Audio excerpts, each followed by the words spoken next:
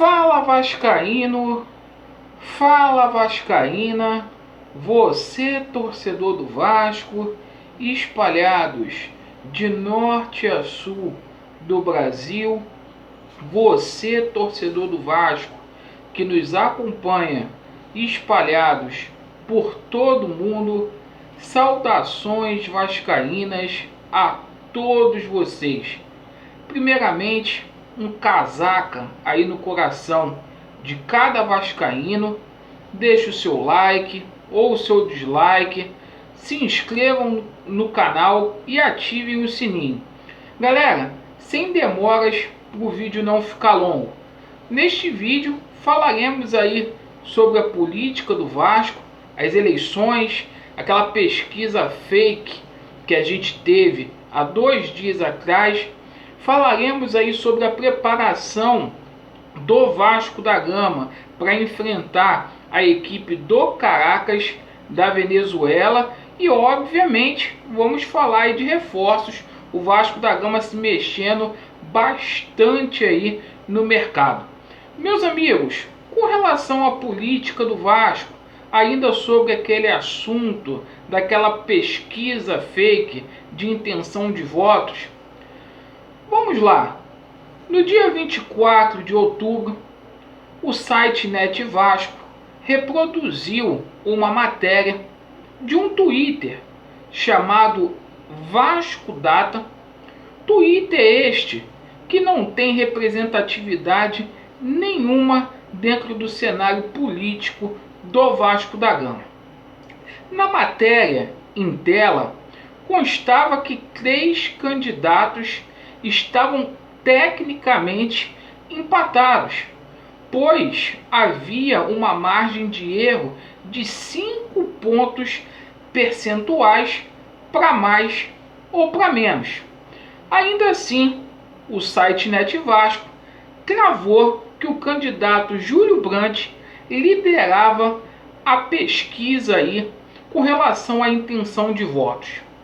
Em nota publicada hoje, no dia 26, 2 dias após, o Instituto GPP, responsável pela pesquisa, esclareceu, divulgou uma nota que não citou números na sua avaliação. Não houve números. Eles só mencionaram os candidatos que estavam à frente e os candidatos que estavam atrás. Pergunta-se, com qual intuito o Net Vasco reproduziu essa matéria divulgando os números sem constatar a veracidade dos fatos? E pergunta-se, com qual credibilidade ou qual credibilidade tem essa pesquisa mequetrefe que nem números divulga? Eu deixo para vocês me responderem. O canal do Alexandre, ele preza pela transparência. Qualquer tentativa de burlar a intenção de votos do quadro social, mais uma vez a gente vai se manifestar aqui no nosso canal, certo? Continuando aqui, meus amigos, vamos falar da preparação envolvendo aí Vasco da Gama e também Caracas, jogo de quarta-feira. O técnico Ricardo Sapinto comandou um treinamento tático visando o próximo compromisso do Vasco da Gama pela Copa Sul-Americana. Esse foi o penúltimo treinamento visando essa preparação.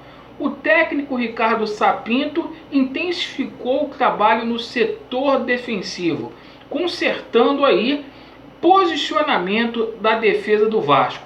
Ricardo Sapinto que vai fazer muitas mudanças no setor defensivo. O técnico pretende aumentar a estatura da zaga vascaína. A zaga vascaína que não passa em branco desde o jogo contra o Atlético Paranaense no dia 6 de setembro, onde vencemos por 1-0. De lá para cá, o Vasco tomou gols em todos os jogos do Campeonato Brasileiro. O treinador hoje treinou muita saída de bola, certo? Ele deu ênfase aí às finalizações, porque o ataque do Vasco da Gama também caiu muito de produção. E para piorar, ele perdeu o principal goleador do time, Germancano, que ficará afastado por 10 dias. O Ricardo Sapinto fez mudanças aí na equipe, conforme eu falei anteriormente. Léo Gil entra na equipe titular. Além disso, Neto Borges começa aí no lugar do Henrique. Pelo menos ele tem treinado assim. Bom, houve uma melhora significativa no quadro clínico de Benítez, Juninho e Ricardo Graça. Portanto, esses jogadores aí deverão ser relacionados, tá? Principalmente o Benítez aí, que tem treinado normalmente. A equipe do Vasco da Gama deverá ser Fernando Miguel, Caio Tenório, Miranda ou Marcelo Alves, Castan, Neto Borges, Andrei, Léo Gil, Carlinhos, Benítez, Thales e Ribamar. Correto? Meus amigos, agora com relação a reforços aí do Vasco da Gama. Muitas pessoas me perguntando aí sobre a situação do colombiano Gustavo Torres, certo? Lá do Atlético Nacional da Colômbia. Segundo os detetives vascaínos, o staff do atleta vê o mercado brasileiro como possível destino para o jogador. O staff informou que houve aí avanços nas negociações entre um clube aí, mas não disse qual era esse clube, certo? Assim como o Vasco, que fez uma proposta, tem 2 clubes aí da Ásia também interessados no jogador. E o Atlético Nacional da Colômbia priorizar a venda do jogador. Ele vai priorizar a venda do atleta. E o Vasco acena aí com uma possibilidade de empréstimo até o final de 2021. A situação hoje do Gustavo Torres está dessa forma aí. O Gustavo Torres, que tem 24 anos e que passou pela seleção de base sub-19 da Colômbia. Meus amigos, outro argentino pode estar chegando no Vasco. Como assim, Alexandre? Olha só, a situação do Iago Pikachu no Vasco está indefinida. O Iago Pikachu tem propostas para deixar o Vasco da Gama, certo? Com a possível saída de Iago Pikachu, os laterais direitos do Vasco seriam Léo Matos e também o Caio Tenório. O Caio Tenório que não agradou nas oportunidades que teve. Então o Vasco pode contratar outro lateral. E surgiu, segundo a imprensa da Argentina, o nome do argentino Ezequiel Schelotto, de 31 anos, que atualmente está sem clube.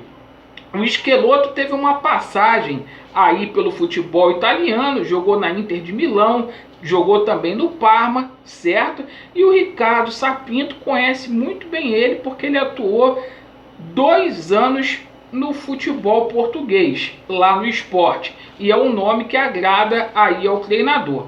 Então vamos aguardar para ver como que vai ficar os desfechos aí dessas negociações. Perfeito? Às 21h30 estaremos aqui com a nossa live. Agradeço a todos pela atenção, Vasco neles e a verdade prevalecerá. Valeu!